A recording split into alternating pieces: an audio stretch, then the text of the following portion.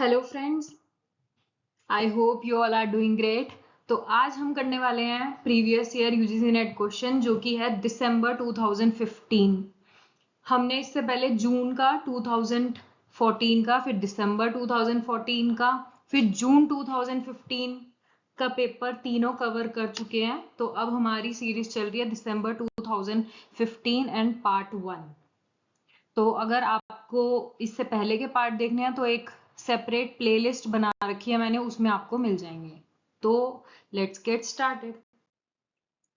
Question number 1, स्लट्स की equation deal with the decomposition of price effect into substitution and income effect, goods into superior और inferior, goods into necessity और luxury, consumer और producer surplus. स्लट्स की equation ने किस चीज में डिकम्पोजिशन दिखाया है? क्या इन्होंने बताया है कि प्राइस इफेक्ट को तोड़ा इन्होंने सब्स्टिट्यूशन इनकम इफेक्ट में, गुड्स को बताया है कि सुपीरियर और इंफीरियर क्या होते हैं, या गुड्स को सेपरेट किया नेसेसिटी और लग्जरी के बीच में, या इन्होंने कॉन्सेप्ट दिया कंज्यूमर या प्रोड्यूसर सरप्लस का? अगर हम वैसे जनरली बात करें तो आपने सुपीरियर और इंफीरियर गुड्स पढ़े होंगे। ये स्लट्स की इक्वेशन हमें शो करता है कॉन्सेप्ट इन कंज्यूमर थ्योरी में हम पढ़ते हैं माइक्रो इकोनॉमिक्स में। ये एक्सप्लेन करता है कि कैसे एक change in price of a good affect करता है quantity demanded of that good. कि प्राइस के चेंज होने से जो हम कहते हैं ना क्वांटिटी डिमांडेड चेंज हो गया, वो किसने बताया है? वो स्लट्सकी ने ही बताया है। ठीक है, तो इसके बाद बात आती है कि प्राइस इफेक्ट, यानी कि प्राइस इफेक्ट इन्होंने टोटल इफेक्ट को माना कि प्राइस के चेंज होने से क्वांटिटी में जितना चेंज आया वो होता है पूरा प्राइस इफेक्ट।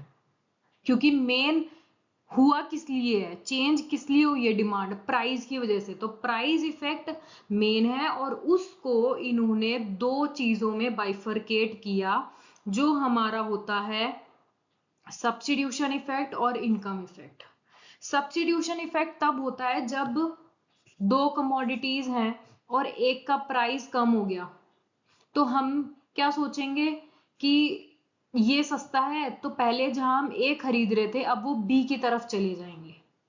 अगर मान लो मैं टूथ पेस्ट की बात करती हूँ, कोलगेट और पेप्सोडेंट का मान लो सेम प्राइस था पहले, तो मैं कोई भी यूज कर सकती थी। फिर मैंने देखा कोलगेट ने ना अपने प्राइसेस को कम कर दिया, तो मैं क्या करूंगी, उसकी तरफ शिफ्ट हो जाऊंगी। तो ये दिखाता है सब्स्टिट्यूशन इफेक्ट, यानी कि जब हम गुड्स को सब्स्टिट्यूट कर लेते हैं। फिर आता है इनकम इफेक्ट। इनकम इफेक्ट होता है हमारी परचेजिंग पावर से रिलेटेड, कि हम कितना गुड खरीद सकते हैं। तो अगर प्राइस बढ़ रहा है तो मेरी परचेजिंग पावर कम हो जाएगी। तो इसीलिए भी प्राइस का बहुत इंपैक्ट पड़ता है कि जब भी गुड के प्राइस बढ़ जाते हैं तो हमारी परचेजिंग पावर कम हो जाती है। तो इस कंबाइन इफेक्ट को प्राइस इफेक्ट बोलते हैं। और यही चीज स्लट्सकी ने डिवाइड करी थी। When price of a good changes, it impacts consumer choices in two ways. Through a change in relative price, change हो जाता है, जो हम कह रहे हैं सब्स्टिट्यूट हो जाएंगे कि हम दूसरे गुड पे चले जाएंगे अगर एक गुड का प्राइस बढ़ जाता है। तो दूसरा होता है change in the real income या परचेजिंग पावर की वजह से जो होता है वो होता है इनकम इफेक्ट। तो इसका करेक्ट आंसर होगा हमारा ऑप्शन ए। अब बी क्यों नहीं होगा? सुपीरियर और इंफीरियर गुड्स का हमें पता चलता है इनकम इलास्टिसिटी ऑफ डिमांड से। अगर इनकम इलास्टिसिटी ऑफ डिमांड हमारी पॉजिटिव होती है, यानी कि इनकम के बढ़ने से अगर हम उसकी डिमांड बढ़ा रहे हैं तो वो सुपीरियर गुड कहलाता है। और अगर इनकम बढ़ने से हम उस गुड की डिमांड को कम कर रहे हैं, यानी कि नेगेटिव इनकम इलास्टिसिटी हमें दिखाती है कि वो इंफीरियर गुड है। नेसेसिटी और लग्जरी भी इनकम इलास्टिसिटी ही बताती है। और कंज्यूमर और प्रोड्यूसर सरप्लस तो अलग ही कॉन्सेप्ट है, जो डिमांड सप्लाई और इनसे निकल के आता है कि ये कंज्यूमर सरप्लस है, ये प्रोड्यूसर सरप्लस है। तो स्लट्सकी इक्वेशन ने प्राइस इफेक्ट को डिकम्पोज किया था in substitution effect and income effect. आगे चलते हैं next question, question number 2, if MPC is equal to APC. अब इसमें हमें गिवन है MPC marginal propensity to consume and average propensity to consume, ये दोनों इक्वल हैं at all level of y, the correct corresponding consumption function will be. अच्छा, यानी कि हमें 4 कंजम्पशन फंक्शन दिए हैं, ये कह रहे हैं इनमें से कौन सा ऐसा फंक्शन है जिसमें आपका MPC और APC बराबर हो। तो अब आप खुद कैलकुलेट करो, इसका MPC APC निकालो, इसका भी MPC APC निकालो, फिर इसका निकालो, फिर इसका निकालो, जिसके ये दोनों बराबर हो गए वो आपका हो गया करेक्ट आंसर। पॉज करके पहले इसका आंसर खुद देना, फिर देखना कि कैसे निकलेगा। ओके, तो MPC क्या होता है, delta C by delta Y, यानी कि कंजम्पशन फंक्शन का derivative with respect to Y।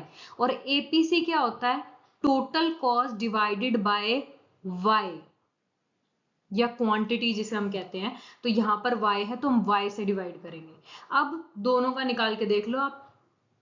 इसका अगर मैं फर्स्ट फंक्शन का dc बाय dy करूं तो ये आएगा, a कांस्टेंट है 0 हो गया, by को y के रिस्पेक्ट में करेंगे तो b आएगा। ओके, और टोटल कॉस्ट बाय y यानी कि APC अगर मैं इसका निकालूं तो ये होगा a plus b y by y।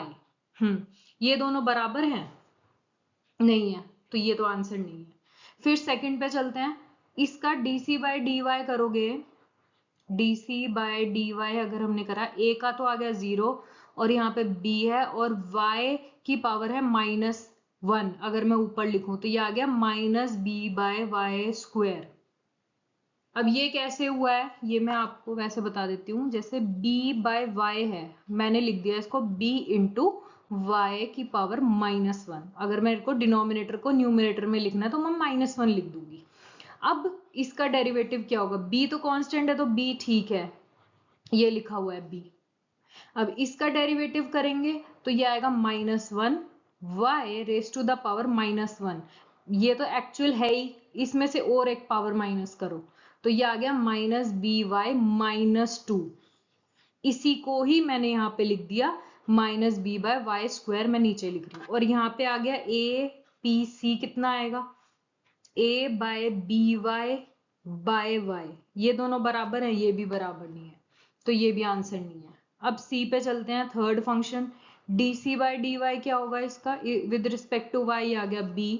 अगर मैं इसका APC निकालूं तो by/y, ये y से y कट गया, b और b बराबर आ गए, तो इसका आंसर आ गया थर्ड। आई होप क्लियर हो गया होगा, तो फोर्थ पे जाने की जरूरत नहीं है। वैसे इसका भी आप निकालोगे dc बाय dy तो ये आ गया आपका 2by, और यहाँ पे APC निकालोगे तो ये आ जाएगा by, ये भी अलग अलग है तो इसलिए ये भी आंसर नहीं है। आगे चलते हैं, question number 3, Tobin tax is a tax. Tobin tax क्या होता है, क्या ये ऐसा टैक्स है जो शेयर मार्केट में लगता है, या मनी मार्केट में लगता है, या कमोडिटी मार्केट में लगता है, या फॉरेन एक्सचेंज मार्केट में लगता है। तो अब इस वीडियो से आपको एक और कॉन्सेप्ट पता चल जाएगा जिसे हम कहते हैं टॉबिन टैक्स। टॉबिन टैक्स क्या है, टॉबिन टैक्स एक नोबेल ल्यूक्रेट इकोनॉमिस्ट जेम्स टॉबिन के द्वारा दिया गया है 1972 में। ये टैक्स लगता है शॉर्ट टर्म करेंसी ट्रांजैक्शन में, specially in foreign exchange market. Foreign exchange market में जो शॉर्ट टर्म करेंसी ट्रांजैक्शन होती है ना, जैसे मैंने आज 1 लाख के डॉलर्स खरीद लिए और कल मैं वही डॉलर्स बेच दूंगी, मेरे को क्या फायदा होगा, जो उसमें फ्लक्चुएशंस आती हैं, मान लो मैंने आज सस्ते लिए थे, कल मैं महंगे बेच रही हूं, तो ऐसे करके स्पेक्यूलेटर्स जो हैं इसी चीज से बेनिफिट कमाते हैं, है ना। तो वो उसके ऊपर टैक्स लगाने का जो एक प्रपोजल आया वो कहलाता है टॉबिन टैक्स, क्योंकि वो जेम्स टॉबिन ने दिया था। तो ये कौन सी ट्रांजैक्शन पे लगता है, ये फॉरेन एक्सचेंज मार्केट की ट्रांजैक्शन पे लगता है। अब आप कहोगे क्यों लगाना है, ट्रांजैक्शन हो रही है तो क्यों लगाना है शॉर्ट टर्म करेंसी ट्रांजैक्शन का। ये इसलिए लगाया क्योंकि ना बहुत सारे स्पेक्यूलेटर्स जो थे वो ना थोड़े थोड़े मार्जिन के लिए, प्रॉफिट अर्न करने के लिए बहुत ज्यादा पैसा खरीद रहे हैं, बेच रहे हैं, फॉरेन एक्सचेंज मार्केट को अपने प्रॉफिट मोटिव के लिए यूज कर रहे हैं। लेकिन इसका नेगेटिव इम्पैक्ट ना, और जो परमानेंट जो ट्रेडर्स होते हैं या एक्सपोर्ट इंपोर्ट कर रहे हैं ना, उनकी उसमें जाता था, मतलब वो ज्यादा इम्पैक्ट होते थे नेगेटिव वे में। तो पर्पस जो था इनका, वो आइडिया था कि discourage speculative trading in foreign exchange market. जो सिर्फ थोड़ा प्रॉफिट मोटिव के लिए डेली खरीद रहे हैं, बेच रहे हैं, उनकी ट्रांजैक्शन को डिस्करेज करने का एक पर्पस था इसका। क्योंकि अगर उन्हें टैक्स देना पड़ेगा तो जहां पर वो ज्यादा पैसा कमाते थे, अब उन्हें इन द फॉर्म ऑफ टैक्स अगर देना पड़ा। मान लो आज कोई मैं ट्रांजैक्शन कर रही हूँ, ठीक है, आज मैंने कुछ खरीदा, कोई डॉलर्स खरीदे, और मेरे को मान लो चाहे 0.1% ही मेरे को टैक्स देना पड़ रहा है। मान लो मैंने $20 का टैक्स दिया, अगले दिन मैंने वही सेम ट्रांजेक्शन पहले बाय की थी, अब मैंने सेल कर दी, अब मेरे को फिर $20 का देना पड़ा टैक्स। तो अब ये कह रहे हैं, हो सकता है कि आपका मिनिमम मार्जिन आप सोच रहे हो कि मेरे को $30 का फायदा होगा, लेकिन यहाँ पे आपने टैक्स की फॉर्म में ही $40 दे दिए। तो टैक्स लगाने से जो शॉर्ट टर्म करेंसी फ्लक्चुएशंस होती थी ना, जो स्पेक्यूलेटर ट्रेडिंग करते थे, उन पे इम्पैक्ट हुआ कि अननेसेसरी तुम ज्यादा मार्केट में फ्लक्चुएशंस ना लाओ। अब आप ये कह सकते हो अगर इनको बेनिफिट हो रहा है तो हमारा क्या नुकसान है? नुकसान ये होता है कि अगर मैं आज के टाइम में 10 करोड़ के, मान लो मैं यूएस के डॉलर्स खरीद लूं, तो इससे तो ये दिख जाएगा ना कि यूएस की करेंसी की डिमांड बहुत ज्यादा है मार्केट में, तो वो एप्रिशिएट हो जाएगी। कल मैं कह रही हूं मैं इसी $10 के मैंने बेच दिए यूएस डॉलर्स, तो वो कहेंगे ये क्या है, आज डिमांड नहीं है। तो इससे मार्केट में बहुत ज्यादा फ्लक्चुएशंस आ जाती हैं, जिसकी वजह से जिनके फिक्स्ड एक्सपोर्ट है, इंपोर्ट है, जो एक ऑथेंटिक जो ट्रांजैक्शन है, उनके प्राइस पे बहुत ज्यादा इम्पैक्ट पड़ता है। तो उसे ही रोकने के लिए टॉबिन टैक्स आया था। तो speculators frequently move large amount of money across border to benefit from very short term fluctuation in currency values। तो इनको रोकने के लिए टॉबिन टैक्स आया, जो लगता है transaction in the foreign exchange market.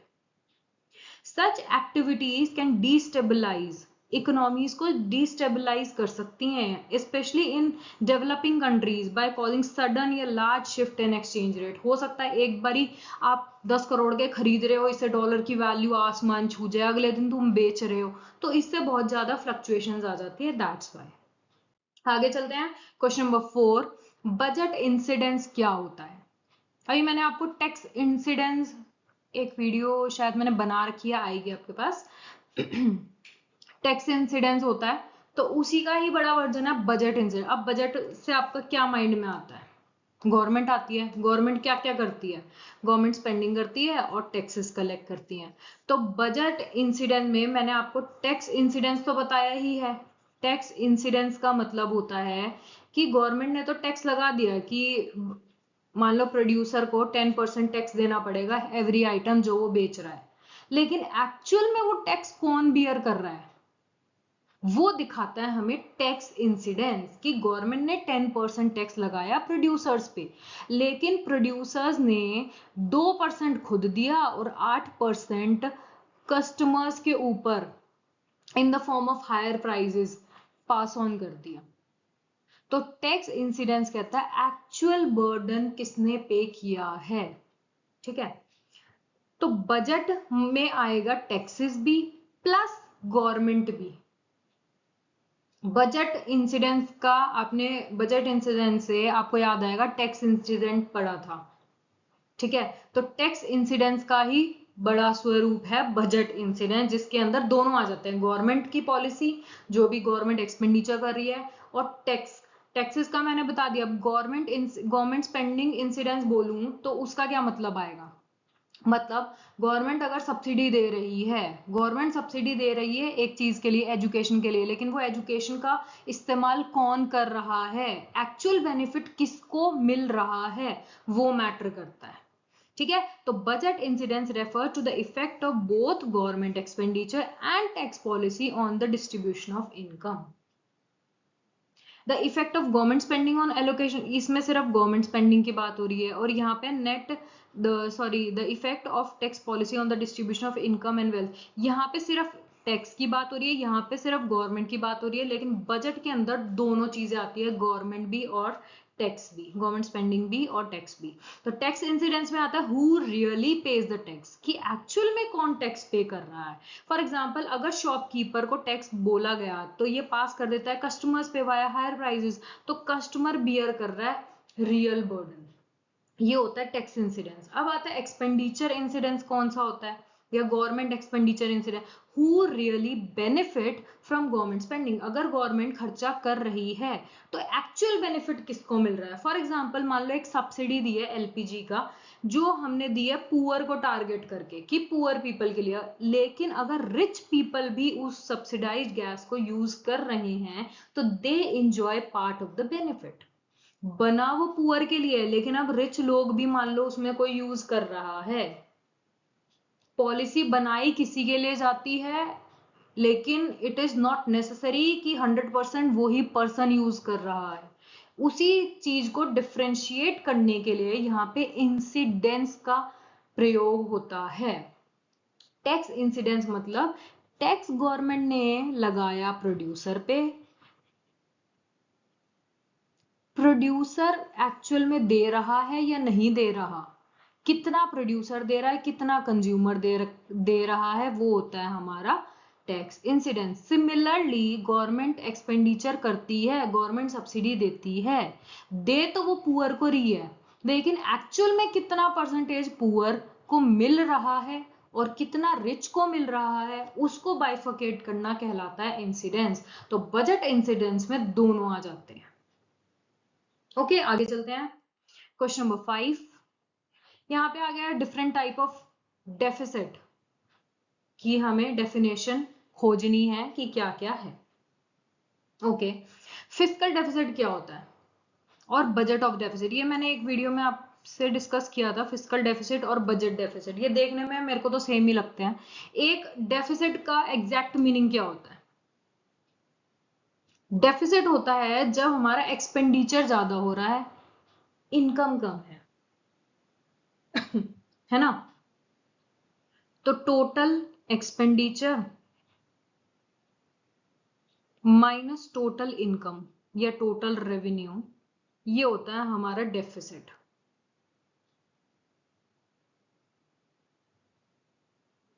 तो ये जो एग्जैक्ट डेफिनेशन होती है ये होती है फिस्कल डेफिसिट की। अगर मैं इसमें रेवेन्यू में बोरोइंग्स भी ऐड कर दूं, जो कि होती नहीं है, अगर मैं किसी से बोरो कर रही हूँ वो मेरी रेवेन्यू थोड़ी हुई, लेकिन अगर हम बोरोइंग भी ऐड कर रहे हैं तो वो बन जाता है बजट डेफिसिट। ठीक है, ओके। रेवेन्यू डेफिसिट मतलब revenue expenditure minus revenue receipts, ये तो इजी है। तो पहली लाइन पढ़ लेते हैं, revenue and interest receipt minus revenue, revenue ज्यादा आ रहा है तो ये इसका हो गया answer. Revenue receipt recovery of loans and other receipts, यानी कि सारी receipts minus total expenditure plus borrowings. Borrowings किस में ऐड होती है? बजट वाले में। Revenue receipts receipts minus disbursement in capital account. अब कैपिटल डेफिसिट है तो कैपिटल अकाउंट में जो ट्रांजेक्शन होगी वो कैपिटल में जाएगी।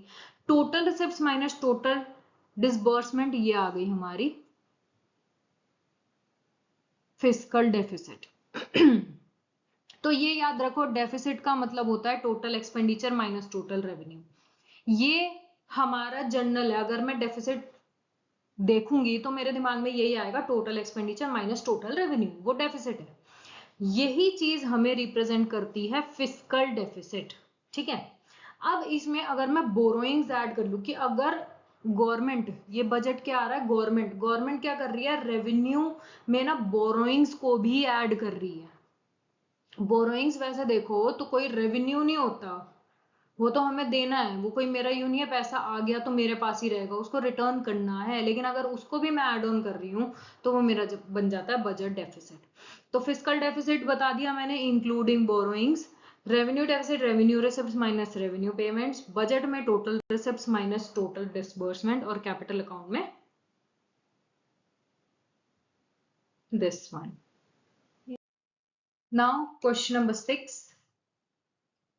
Efficiency requires that the production of pure public good be undertaken to the point where the sum of marginal private benefit is exactly equal to the marginal social cost. Marginal private is exactly equal to marginal social cost. Marginal social cost exceed the sum of marginal private benefit, none of the above. Efficiency कहां पर होती है और pure public good कौन से होते हैं?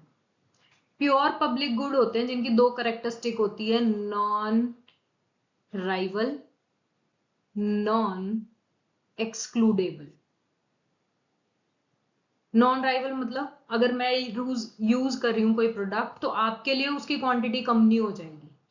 जैसे पब्लिक पार्क, अगर मैं पब्लिक पार्क में घूमने जा रही हूं तो ये नहीं है मैं आपके लिए जगह नहीं छोड़ रही है, आप नहीं घूम सकते अगर मैं घूम आई तो, ठीक है। नॉन एक्सक्लूडेबल मतलब जिसमें हम किसी को यूज करने से रोक नहीं सकते।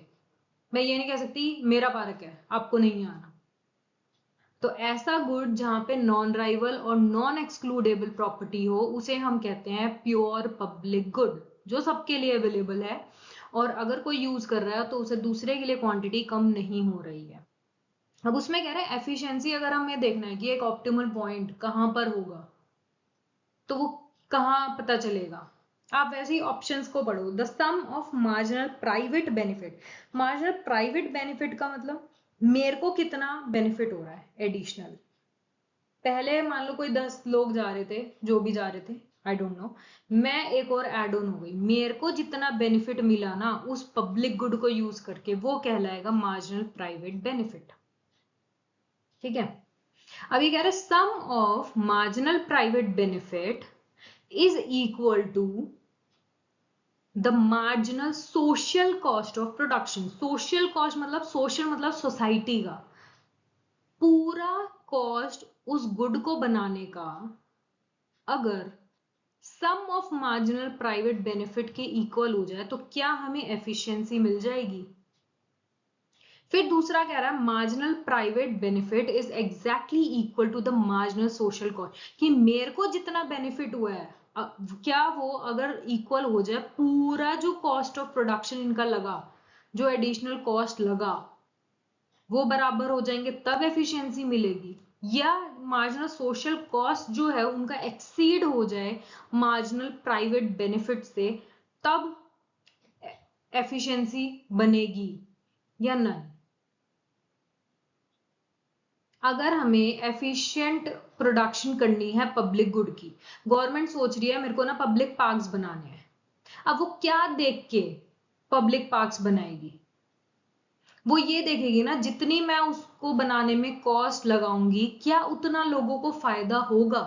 अगर जितना बेनिफिट सोसाइटी को है और जितना कॉस्ट गवर्नमेंट को लगाना पड़ेगा अगर वो दोनों मैच होते हैं तभी पब्लिक गुड प्रोवाइड किया जाएगा, अदरवाइज नहीं किया जाता, ठीक है। तो यहां पर ये कह रहा है अगर सोशल कॉस्ट एक्सीड हो जाएगी, लोगों को इतना बेनिफिट नहीं हो रहा जितनी कॉस्ट एक्सीड हो रही है, तो क्या हम एफिशिएंसी में आएंगे? नहीं आएंगे, क्योंकि ये दोनों बराबर होने चाहिए, तो ये नहीं आएगा।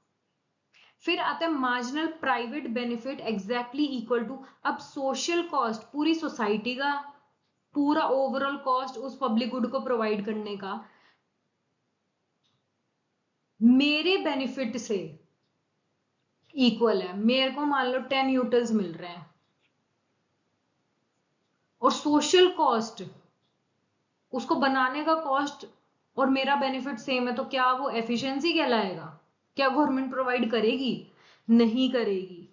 क्यों भाई? मेरा सिर्फ एक जने के फायदे के लिए थोड़ी बना देगी पूरा पब्लिक पार्क कि श्वेता को जाना है नहीं पब्लिक पार्क तो बनाना पड़ेगा, ऐसे तो नहीं होगा, तो नहीं बनेगा। Sum of marginal private benefit is exactly equal to the marginal social cost of production, कि गवर्नमेंट की अगर टोटल कॉस्ट ऑफ प्रोडक्शन 10,000 मान लो कॉस्ट लग रही है तो वो सम करेगी सबके मार्जिनल प्राइवेट बेनिफिट का, कि श्वेता को कितना फायदा हुआ और लोग जो जा रहे हैं उनको कितना फायदा हुआ, सबको एड ऑन करके अगर उनका बेनिफिट उनके कॉस्ट के बराबर हुआ तो हम कहेंगे कि प्रोडक्शन जो है पब्लिक गुड की वो हमें लेनी चाहिए और इससे एफिशिएंसी अटेन होगी।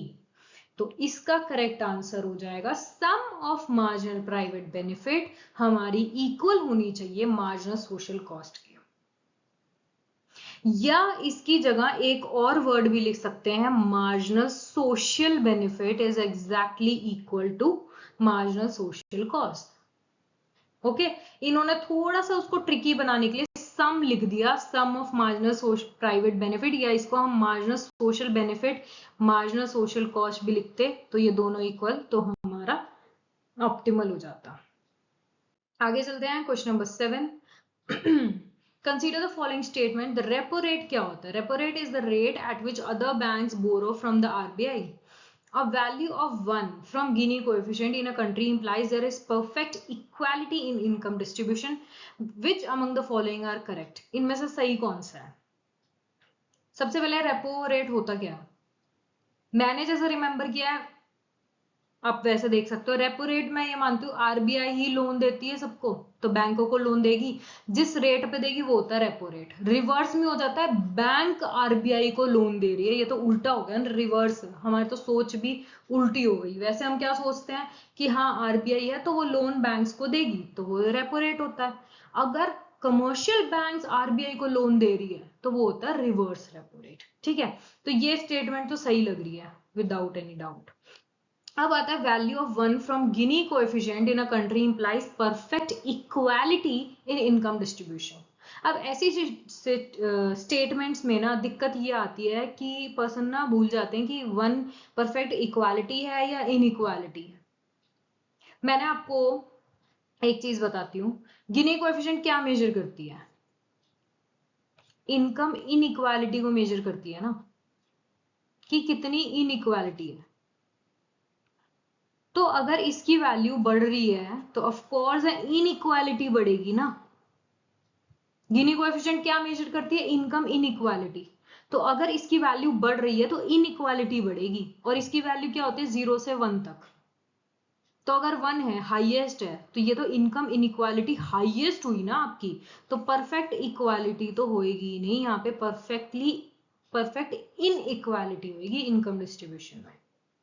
तो अब इसका आंसर हो गया only 1 is true. Repo rate is the rate at which RBI lends money to commercial bank against government security. When bank face a shortage of funds, they borrow from RBI at this rate. ठीक है, फिर आता है गिनी coefficient, वही मैंने बता दिया 0 और 1। 0 मतलब perfect equality, 1 means perfect inequality. आगे चलते हैं क्वेश्चन नंबर 8। अब असर्शन रीजन के क्वेश्चन बहुत आए हुए हैं इस पेपर में, मैंने देखे थे, तो मैंने इस वीडियो में और एक अगली वीडियो में 2 वीडियोस बनाई है और ये हमारा पेपर खत्म हो जाएगा।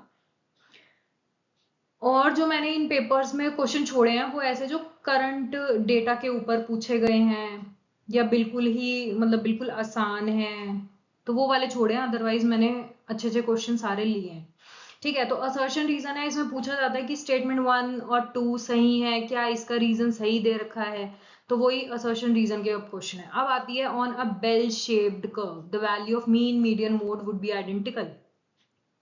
सबसे पहले बेल शेप्ड क्या होता है? नॉर्मल डिस्ट्रीब्यूशन, जो स्क्यूड नहीं है, किसी भी साइड उसकी ज्यादा टेल नहीं है, अपना नॉर्मल कर्व है बेल की शेप में। अब ये कह रहा है क्या मीन मीडियन मोड आइडेंटिकल होते हैं क्या, एक ही होते हैं? हाँ, इसका जो मिड पॉइंट होता है या हाईएस्ट पॉइंट जो आप कह रहे हो, यहां पर ही मीन होता है, यहां पर ही मीडियन होता है, यहां पर ही मोड होता है। तो बिल्कुल सही स्टेटमेंट है, नॉर्मल डिस्ट्रीब्यूशन में मीन मीडियन मोड तीनों बराबर होते हैं। रीजन कह रहे हैं क्यों बराबर होते हैं? क्योंकि यहाँ पे कोई स्क्यूनेस नहीं होती इस कर्व में। क्या सही है? हाँ जी, स्क्यूनेस का मतलब होता है, जैसे हम कहते हैं ना राइट स्क्यूड, तो मतलब राइट की तरफ ज्यादा टेल है। लेफ्ट स्क्यूड मतलब लेफ्ट की तरफ ज्यादा टेल है, ये वाली टेल, टेल को हम स्क्यूनेस कहते हैं। अब ये कह रहे हैं यहाँ पे स्क्यूनेस नहीं है इसलिए बराबर है। हाँ, तो दोनों साइड टेल इसकी बराबर होती है, तो ये दोनों सही है और इसका करेक्ट रीजन है ये, क्योंकि इसमें स्क्यूनेस नहीं होती इसलिए तीनों की वैल्यू सेम होती है। आगे चलते हैं क्वेश्चन नंबर 9।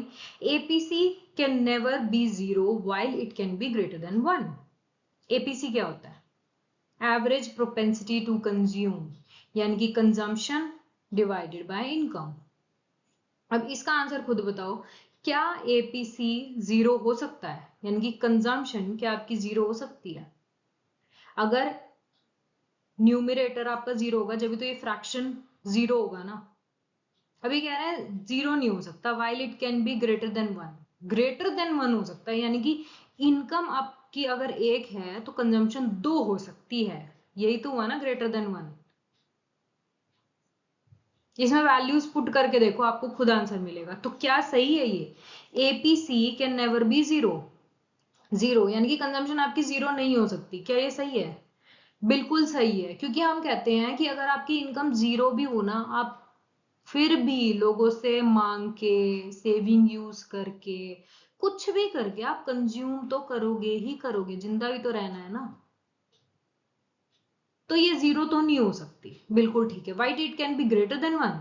क्या इनकम से ज्यादा कंजम्पशन हो सकती है? हाँ हो सकती है। हम कमा रहे हैं 10 रुपए मान लो, लेकिन मैं कुछ खरीद रहा हूं या किसी से मेरे को कुछ मिल गया जिसकी वैल्यू ज्यादा है, मैं हो सकता है मैं कंज्यूम ज्यादा कर रहा हूँ, क्योंकि मेरे को जीना तो है ही ना। ये थोड़ी है जो लोग कमाते नहीं है या जिनके इनकम नहीं है वो कुछ खाते नहीं है, कुछ तो खाएंगे ना, चाहे कैसे भी खाओ, आप बोरोइंग करो या कुछ भी करो। तो इसीलिए ये स्टेटमेंट बिल्कुल सही है कि एपीसी कभी भी जीरो नहीं हो सकती, और ये ग्रेटर देन वन जरूर हो सकती है। ठीक है। फिर कहते हैं consumption expenditure is always positive even if income is zero. ये कह रहा है जो कंजम्पशन में खर्चा होता है ना वो हमेशा पॉजिटिव रहता है, चाहे आपकी इनकम जीरो ही क्यों ना हो। इसीलिए ये स्टेटमेंट हुई है ना। अब दोनों को लिंक करो कि ये कह रहे हैं एपीसी आपका जीरो नहीं हो सकता while it can be greater then one. क्यों? क्योंकि कंजम्पशन एक्सपेंडिचर आपकी हमेशा पॉजिटिव रहती है, चाहे आपकी इनकम जीरो ही क्यों ना हो जाए। ये स्टेटमेंट भी बिल्कुल सही है। अभी मैं क्या कह रही हूं, अगर आपकी इनकम कुछ भी ना हो फिर भी आप खाओगे तो सही, जिंदा तो रहना है ना कहीं से तो अरेंजमेंट करोगे। तो ये भी बिल्कुल सही है, क्योंकि कंजम्पशन आपकी चाहे आपकी इनकम जीरो ही क्यों ना हो, आप कुछ ना कुछ तो कंज्यूम करोगे ही करोगे। तो कंजम्पशन अगर पॉजिटिव रहेगी तो एपीसी जीरो हो नहीं सकता, और चाहे आपकी इनकम भी जीरो हो या वन हो, आपकी हो सकता है कंजम्पशन उससे ज्यादा ही होगी, हो सकती है। इट इज नॉट नेसेसरी होगी। ठीक है, यूं नहीं है कि इनकम मैं 10 हूं तो मैं तो कंज्यूम तो मैं ज्यादा का ही करूंगी, या इनकम मेरी 50,000 भी है तो मैं 1 लाख का, ऐसा नहीं है। लेकिन हो सकती है, अगर आपकी बहुत कम इनकम है, मान लो 1 रुपए आप कमाते हो, तो हो सकता है कि आप 5 की कंजम्पशन कर रहे हो, कि 4 बोरोइंग कर ली या कहीं से पैसा इकट्ठा करके या कुछ भी करके आपने अरेंज कर लिया। ठीक है, तो ये भी दोनों सही है एंड करेक्ट एक्सप्लेनेशन है। आगे चलते हैं क्वेश्चन नंबर 10। फिर असर्शन रीजन है कि Pareto optimality criteria can not be used alone to measure welfare level of the people. Pareto optimal condition क्या होती है? कि अगर आप एक ऐसी कंडीशन में हो यहाँ पे कि अगर आप किसी एक पर्सन की हेल्प करते हो या कुछ देते हो, तो एक का बेटर बेटर ऑफ होता है लेकिन दूसरे का वर्स ऑफ होता है, वो हम कहते हैं पैरेटो ऑप्टिमल कंडीशन है, कि इस सिचुएशन में ही हमें रहना चाहिए। क्योंकि अगर आपने कुछ भी ऊंच नीच करी, छेड़छाड़ करी, तो एक का तो बेनिफिट होगा नो डाउट, लेकिन दूसरा वर्स ऑफ हो जाएगा। तो ये कह रहे हैं कि ये जो कंडीशन है ना, ये can not be used alone. सिर्फ यही कंडीशन यूज करके हम पूरे पीपल का वेलफेयर को मेजर नहीं कर सकते। क्यों? क्योंकि concept of Pareto optimality fails in case of externality, pure public good and missing market. क्या कहते हो इस आंसर के बारे में, क्या होना चाहिए? क्या Pareto optimality can not be use to measure welfare level of people? Reason भी इन्होंने दिया है, क्योंकि पैरेटो ऑप्टिमैलिटी फेल हो जाता है इन केसेस में। क्या ये सही है कि पैरेटो ऑप्टिमैलिटी एक्सटर्नैलिटी में, पब्लिक गुड और मिसिंग मार्केट के उसमें फेल हो जाता है? हाँ जी, होता ही है। पब्लिक गुड में आप कैसे कह रहे हो कि एक को बेनिफिट दोगे तो दूसरा वर्स ऑफ होगा? पब्लिक गुड में हो सकता है? नहीं होगा। तो ये दोनों ही स्टेटमेंट सही है, क्योंकि पैरेटो ऑप्टिमैलिटी एक कंडीशन है लेकिन वो नेसेसिटी नहीं है। कि उसी को ही देख के हम ये नहीं कह सकते कि सारे लोग वेलफेयर में हैं अगर वो पैरेटो ऑप्टिमल कंडीशन है। ठीक है, फॉर एग्जाम्पल मैं आपको एक एग्जाम्पल और देती हूँ। Pareto optimality only tells you no one can be better off without making someone else worse off, but it does not say anything about fairness या एक्चुअल लेवल ऑफ वेलफेयर की बात नहीं करी, बस इन्होंने एक स्टेटमेंट दे दी कि no one can be better off without making someone else worse off. A society could be Pareto optimal even if one person own anything and others have nothing. Let's say there are two people, A और B हैं बस एक village में, इसके पास 10 apples हैं, इसके पास 0 है। अब पैरेटो ऑप्टिमल क्या कहता है, जो है वैसा ही रहो। अगर A ने B को 2 एप्पल दिए तो B को तो फायदा हो जाएगा, 2 एप्पल मिल गए, लेकिन ये तो वर्स ऑफ होएगा क्योंकि इसके पास तो 8 एप्पल्स बचे। अकॉर्डिंग टू पैरेटो ऑप्टिमल तो यही हुआ ना, जो जिसके पास है वैसा ही रखो, दूसरे को मत दो। दूसरे को दोगे तो दूसरे को लॉस होगा, एक को फायदा हुआ दूसरे को लॉस हुआ।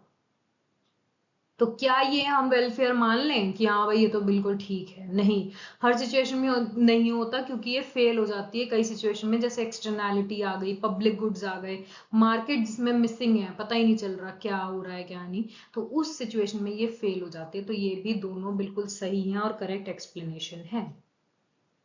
क्वेश्चन नंबर 11 देखते हैं। Assertion The endogenous growth theory examine production function shows increasing returns. अब बात आती है endogenous growth theory होती क्या है।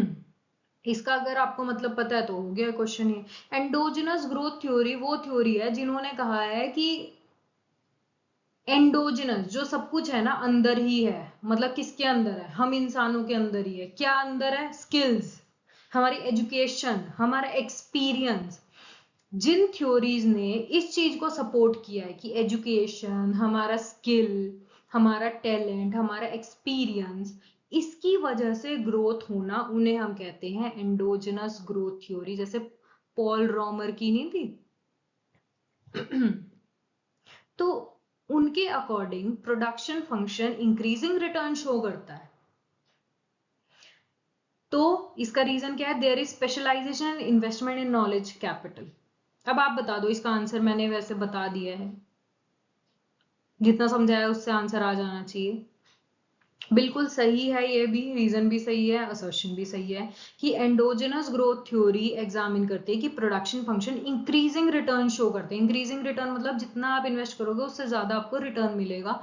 क्यों मिलेगा? क्योंकि लोग इंटेलेक्चुअल हैं, उनके पास स्किल है, एजुकेशन लेते हैं तो वो आगे आगे बढ़ेगी, एक्सपीरियंस बढ़ेगा उनका, और स्किल्ड होते रहेंगे और स्पेशलाइजेशन आती रहेगी। तो एंडोजेनस ग्रोथ थ्योरी क्या कहती है? Growth come with in the system, system के अंदर से। कैसे? Ideas, innovation, skilled people, not just capital और लेबर पे फोकस नहीं करना हमें, जो कि ट्रेडिशनल थ्योरीज ज्यादा फोकस करती थी कि हमारे पास कैपिटल होना चाहिए, हमारे पास लेबर होना चाहिए। अब कहते हैं नहीं भाई, लोग होने चाहिए जो कि स्किल्ड होने चाहिए, जिनके पास आइडियाज हो, इनोवेट कर सके कुछ ना कुछ नया। That works great. ठीक है, वो हेल्प करेंगे हमारी इकोनॉमी को ग्रो करने में। तो दोनों सही है, दोनों का करेक्ट एक्सप्लेनेशन है। आगे चलते question number 12। The terms of trade refers to. Terms of trade क्या दिखाता है हमें? The excess of import expenditure over export earnings, trade argument between nations, ratio of export and import price, the terms and condition on which a country is offered loan in the event of BOP difficulties. Terms of trade तो mostly लोगों ने सुना होगा। Terms of trade क्या होता है? Export और import prices का रेशो। तो टर्म्स ऑफ ट्रेड होता है ratio of export price to import price. ये क्या दिखाता है? ये दिखाता है कितने imported goods a country can buy from each unit of good export. एक की इंडिकेटर होता है ट्रेड के स्ट्रेंथ और परचेजिंग पावर को दिखाने में इन द इंटरनेशनल मार्केट। यानी कि अगर हम इंडिया एक गुड को एक्सपोर्ट कर रहे हैं तो हम ये देखना चाहते हैं ना कि उसी प्राइस में हम इंपोर्ट कितना कर पा रहे हैं। जितना ज्यादा हम इंपोर्ट कर पाएंगे उसी सेम प्राइस में, तो हम कहेंगे टर्म्स ऑफ ट्रेड इंप्रूव हो रहा है, क्योंकि हम एक्सपोर्ट एक यूनिट कर रहे हैं, मान लो इंपोर्ट हम 2 यूनिट कर रहे हैं उसी प्राइस में, तो अच्छी फीलिंग नहीं आएगी, मैंने तो एक ही ये चीज दी, वहां से फॉरेन कंट्री से मेरे पास 2 चीजें आई हैं, तो यानी कि मेरी करेंसी तो बहुत अच्छी है। ठीक है, तो if India export software services and import crude oil, मान लो इंडिया एक्सपोर्ट कर रही है सॉफ्टवेयर सर्विसेज को और इंपोर्ट कर रही है क्रूड ऑयल को, and the price of software services बढ़ गया है, वाइल प्राइस ऑफ ऑयल जो है वो सेम ही है, तो इंडिया का टर्म्स ऑफ ट्रेड इंप्रूव हो जाएगा। तो टर्म्स ऑफ ट्रेड होता है एक्सपोर्ट का प्राइस और इंपोर्ट का price. When export price rise, export जो कर रहे थे उसका तो प्राइस बढ़ गया और इंपोर्ट का प्राइस कम हो गया, तो इससे टर्म्स ऑफ ट्रेड हमारा इंप्रूव हो जाएगा। यानी कि टर्म्स ऑफ ट्रेड होता है कितना प्राइस पे हम एक्सपोर्ट कर रहे हैं, कितने प्राइस पे हम इंपोर्ट कर रहे हैं गुड को। अगर एक सेकेंड, अगर मैं कोई गुड इंपोर्ट कर रही हूँ 50 में और एक्सपोर्ट कर रही हूं मैं एक गुड को 100 में, तो ये क्या आया 2। तो जितना ज्यादा ये इंप्रूव होगा बढ़ेगा, अगर मान लो अब इंपोर्ट का प्राइस तो मेरा सेम है, लेकिन अब जो मैं एक्सपोर्ट कर रही थी ना वो 100 की जगह 200 हो गया, तो यहाँ पे ये 4 आ गया। तो टर्म्स ऑफ ट्रेड इंप्रूव अगर हो रहा है तो हमारी जो डोमेस्टिक कंट्री है वो बेनिफिट होगी, हमारा टर्म्स ऑफ ट्रेड इंप्रूव हो जाएगा। Okay, so thank you. अगर कोई भी डाउट हो please use comment section and have a great day, bye bye.